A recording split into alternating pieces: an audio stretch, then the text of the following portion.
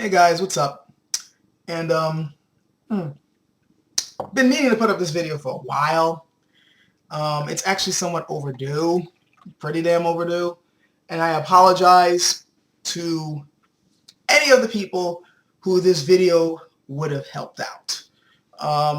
It's something that recently occurred to me, and I was just like, oh, I should have, because as you can tell by the title, this is about the Han Jian, the sword that I bought and made a review of and everything like that. And I'm realizing that this video should have been made either at the same time I did that one or like at least a couple of weeks afterwards. And it didn't even occur to me until like discussions I've had with some people about my swords recently. And I was like, oh shit, I probably should have did something about this. So here it is. Better late than never, right? Okay. As you guys know, or at least those of you who have watched my videos know, I own a Han Dynasty Jian. This thing, this sword. I've done a review on it. Great sword. It still is a great sword. The couple of years after I've done a review, still has a super sharp edge. Still cuts pretty well. The balance is exquisite. I'm loving it. Don't mind this, by the way. I'm rewrapping this. I did this and undid this, and I was cleaning the sword and all that.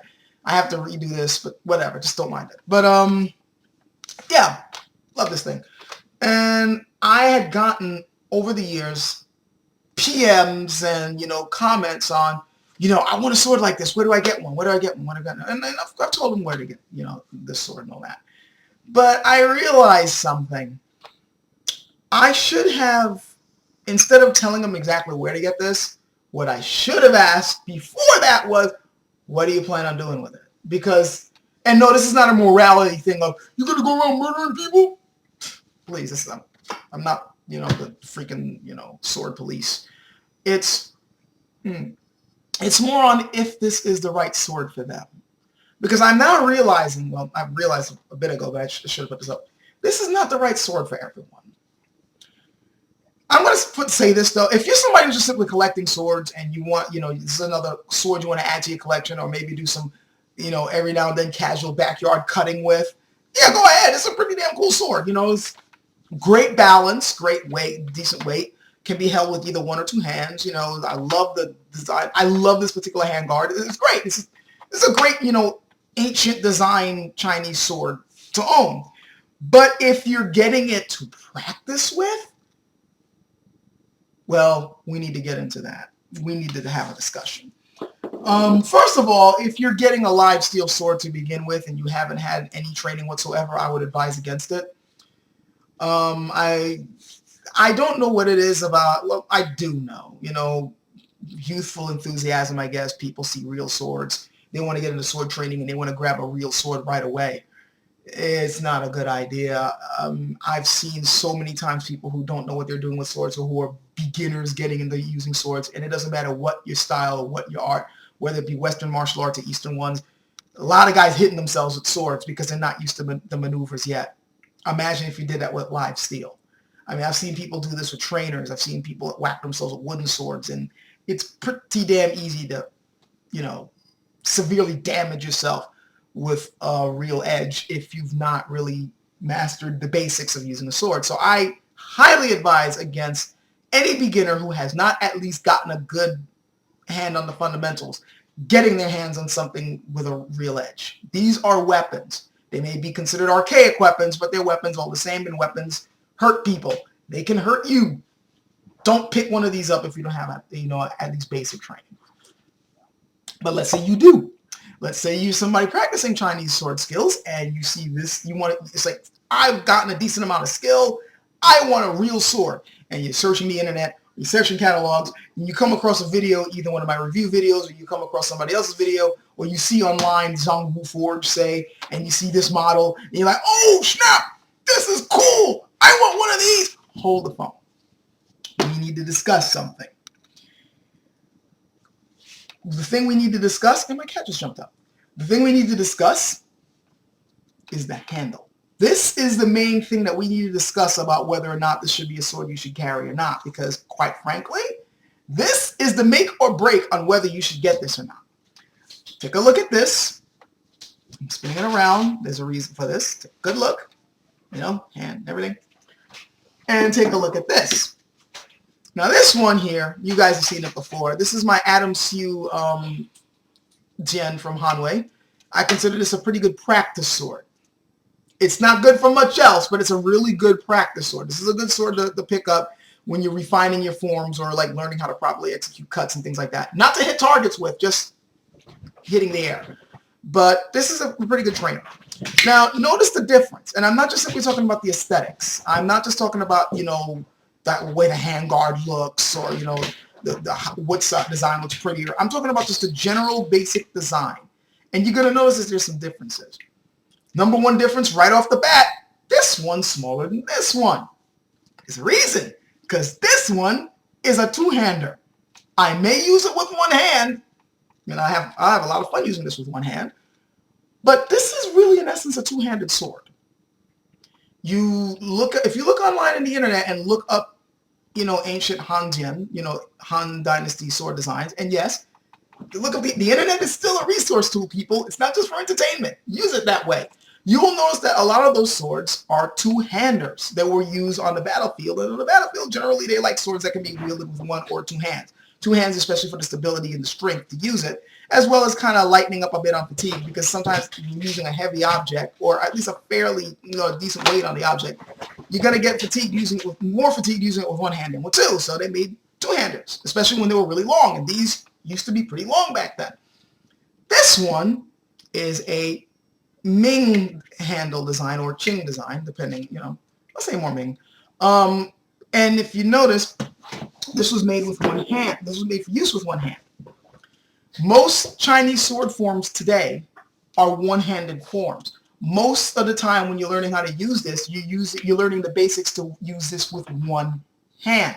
So notice that right away, when I grip this, there's not really that much space left for me to wield it with a second hand. I could if I wanted to, you know, in the occasional two-handed thrust, two-handed cut, but there's not, you know, you don't have that space that you would want to get that extra bit of leverage if you're using this with two hands, like say like a European longsword would have, or a bastard sword, or a Japanese katana. You know, you got that nice space in the middle. This facilitates that. You notice, like, even with mine, I got pretty big hands, you know, long fingers, you know, big hands here. So even with my hands, look, boom, and boom, see? Plenty of space for both my big hands to hold them, and, you know, still got that space in the middle for good leverage. This was made for two hands. So that means if you're somebody who's constantly used to using swords with one hand, and now you switch off to this thing was, I'll say that the balance for this still works really well for one hand, but you'll notice if you hold it in two, it feels even much better. And not only that, but if you're wielding this with one hand, there's something else you need to understand. So many times when people are learning how to use, when they pick up the sword for the first time and they're usually using things with one hand and they start swinging it around, they run into this problem. See that? They tend to hit themselves with the extra long handle because they're not used to. Part of it is grip. They're not employing the proper grip, but generally they have to worry about this. Now I don't. I'm used to it. I know how to handle this thing without it hitting my hand. See, but that's something that they got to learn. And if you're somebody you're just coming from your basic training and you're constantly using one-handed swords, and now you move over to this, you got to compensate for that. And if you haven't, you know, handled something like this yet to know how to compensate for it, it's going to mess up your form. It's going to mess up your cuts. It's going to get in the way. And why are you going to buy something that's going to kind of be a detriment to your training? So that's the first thing you need to, you know, figure out. Like, do you want to put in the time? And it's not really that much time, but it is just a bit of an adjustment. But it's something to consider that this is a two-hander. So you gotta have to keep that in mind if you're going to be using this with one hand. The second thing is the design of the handle itself. Okay, and now this thing just unwound on the video, but whatever. The one other thing you're going to have to keep in mind is the design of the handle itself.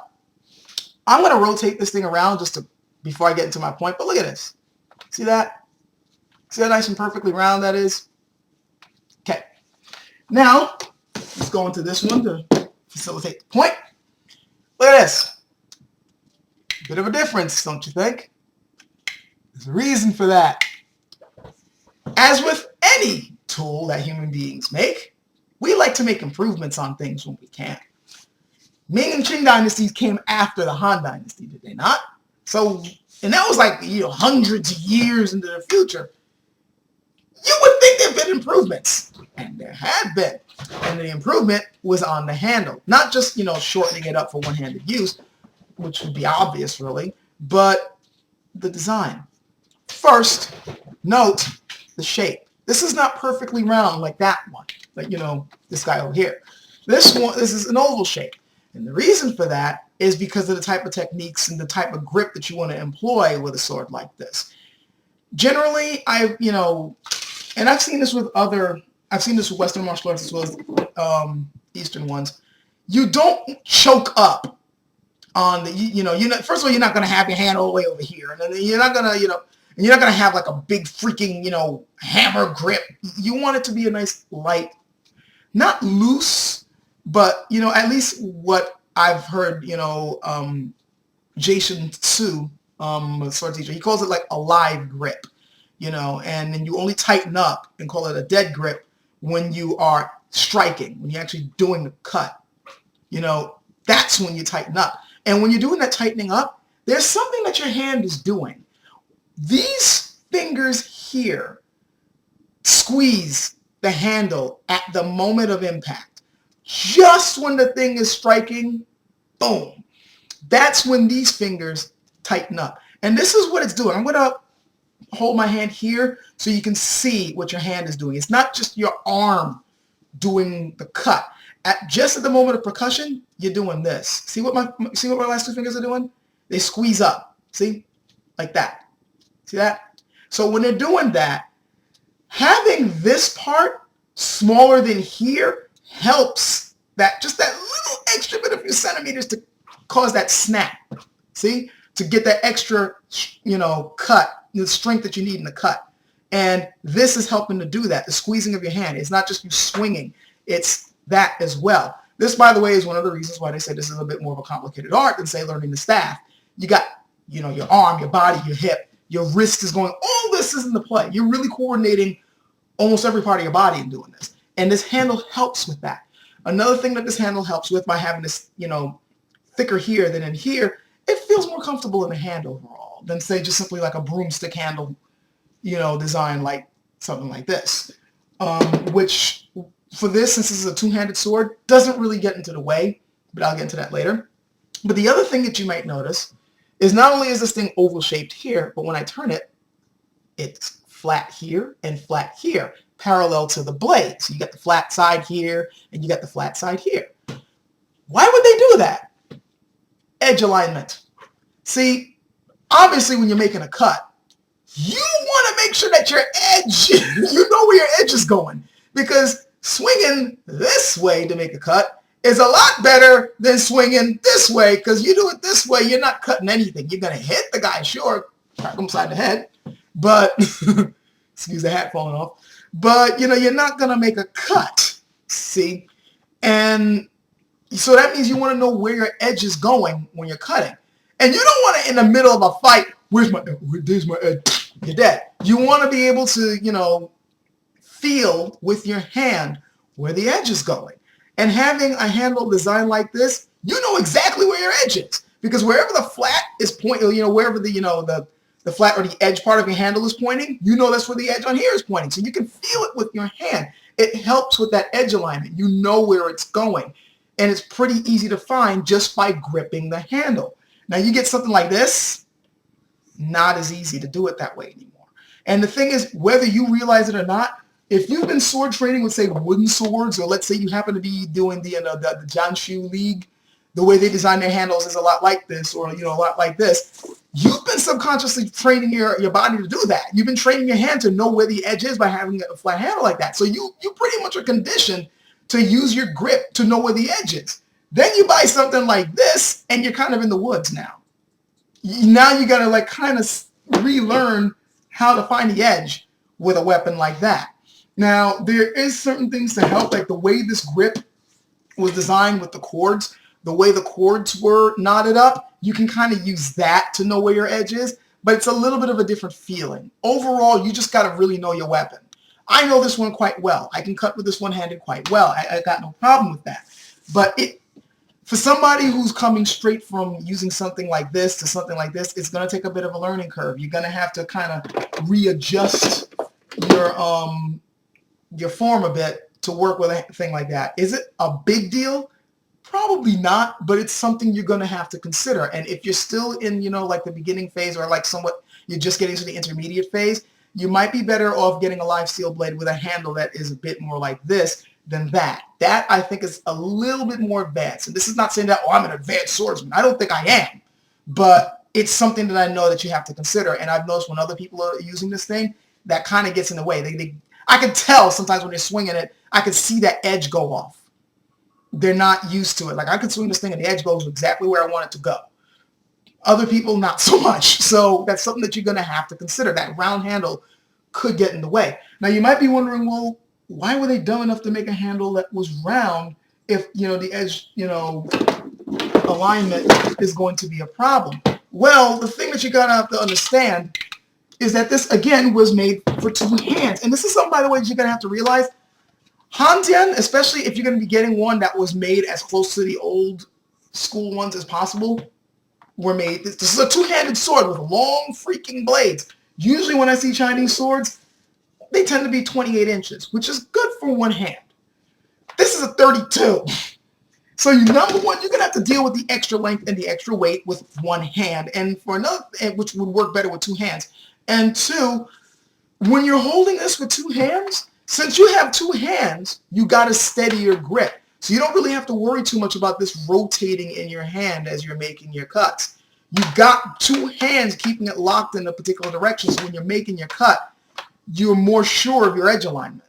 It's this, for all intents and purposes, is a steadier grip. And this is coming from somebody who prefers using things with one hand. Because with one hand, you have a bit more versatility in your movements. And not only that, you have more range. Two hands, you're kind of shortening up your range, but you do have more power. That way you have more stability.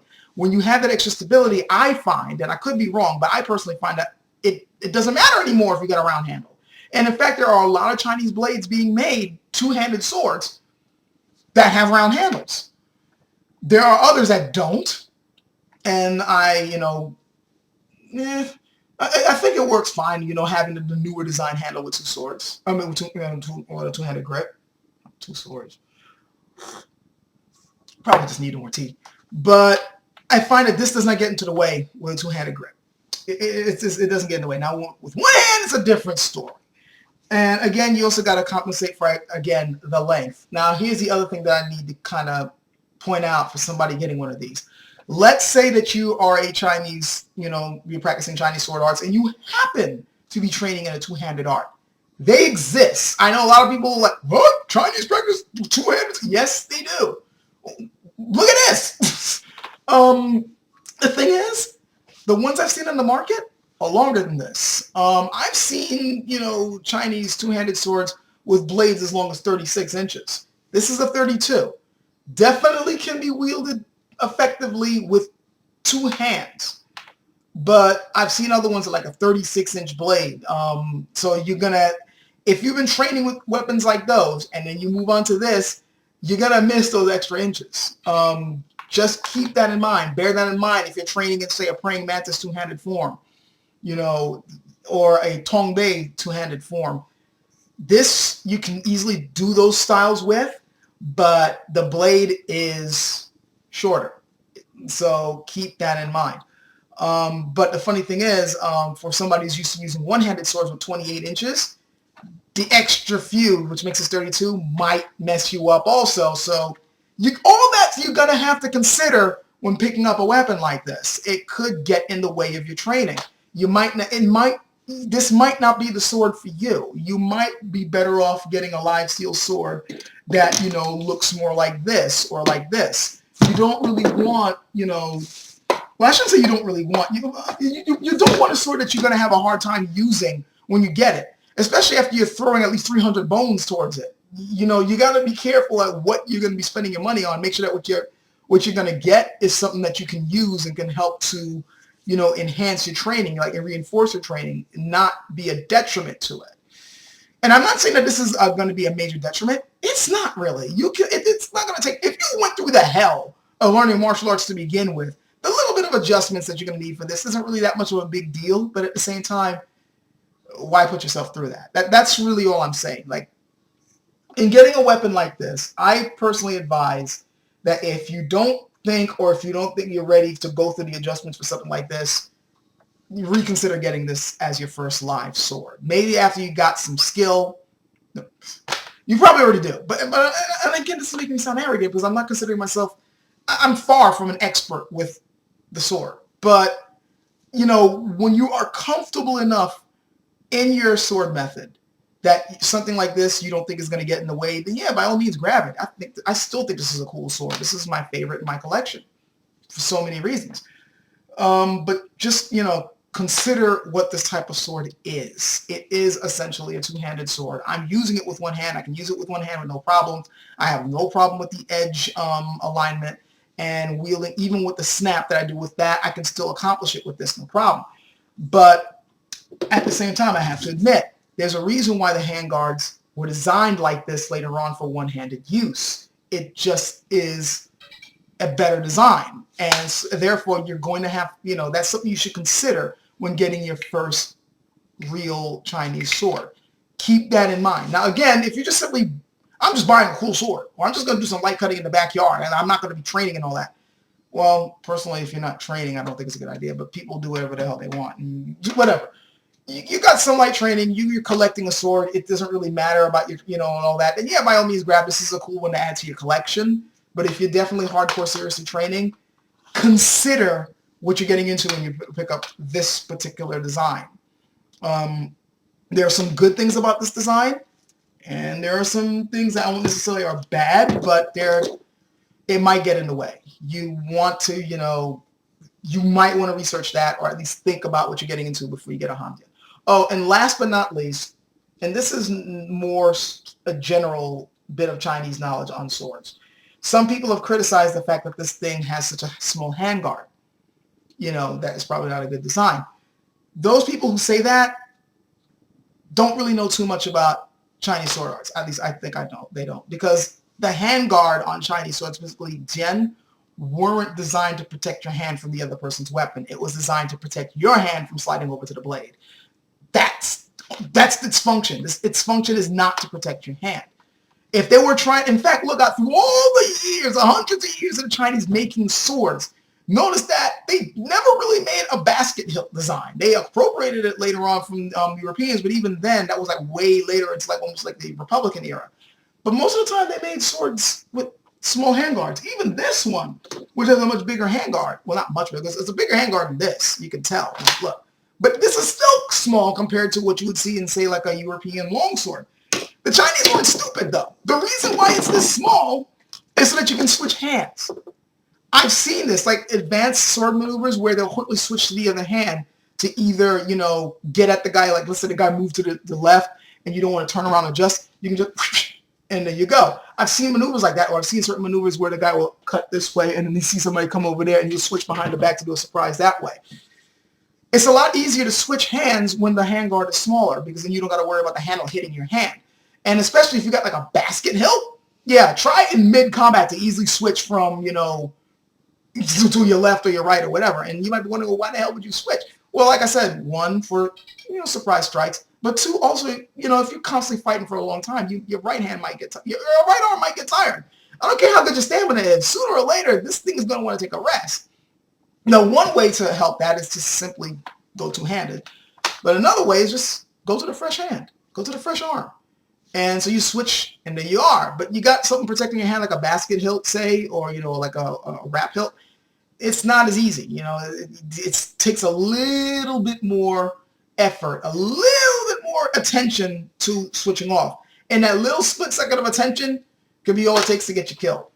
There's a reason why certain things really design. Hell, even the way you sheathe the sword, there's a consideration into why, like, for instance, the Japanese have their way of, I mean, this is not a katana, but, you know, sheathing the sword like that, doing it that way, the reason why they came up with that design was not because, oh, it's a lot easier to do that instead of having to look.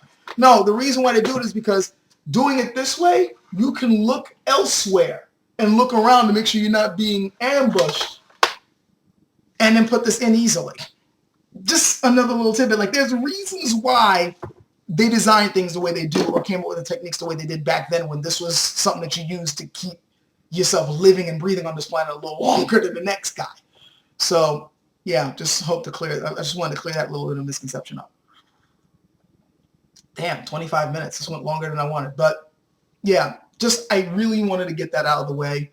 If you're going to get a Han Jian and you're getting it for training, consider what you're going to be getting into as far as the design of the handle goes, and whether or not that's going to get in the way of your training or not, and what you've learned so far as a swordsman, what you're going to have to compensate for. Personally, I think that if you're getting into a live weapon for the first time and you are really like used to this design, it might be better to stick with it. I'm not saying don't get a Han Jian, because they're cool, they're awesome. I like mine, and you probably will like yours too if you decide to go for it. But realize what you're going to get into if you go for that design. Realize that you're giving up if you go with that design. But once you compensate for it, it's still a good sword. So anyway, enough blabbing on that. Catch you guys later.